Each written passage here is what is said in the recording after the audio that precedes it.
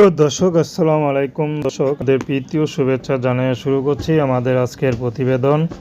তো দর্শক, আজকে আমরা এক অসহায় মেয়ের গল্প তুলে ধরব, যার নাম হচ্ছে রাশেদা। রাশেদার বিয়ে হয়নি। রাশেদা তিনটা বোন। তো রাশেদার মা আছে, তো রাশেদার বাবা নেই। তো রাশেদা সবার বড় দেখে রাশেদাকে কাজবাজ করে সংসারটাকে চালাতে হয়, কারণ তার মা অসুস্থ। তাদের দেখার মতো এই পৃথিবীতে কেউ নেই। তো রাশেদা বড় দুঃখ কষ্ট নিয়ে ইউটিউবে দাঁড়িয়েছেন। রাশেদার একটি কষ্ট যে এত সুন্দর হয়েও আজ পরের বাসায় কাজ করে সংসারকে চালাতে হচ্ছে। রাশেদা যদি পড়াশোনা করতো তাহলে হয়তো ভালো একটা চাকরি করতে পারতো, কিন্তু সেটা তো এখন আর হয়নি। তো এই জন্য রাশেদা ইউটিউবে এসেছে, যদি ভালো একটা মানুষ তার পাশে দাঁড়ায়, সে মানুষটি যেমনই হোক, রাশেদা তাকে বিয়ে শাদী করতে রাজি আছে।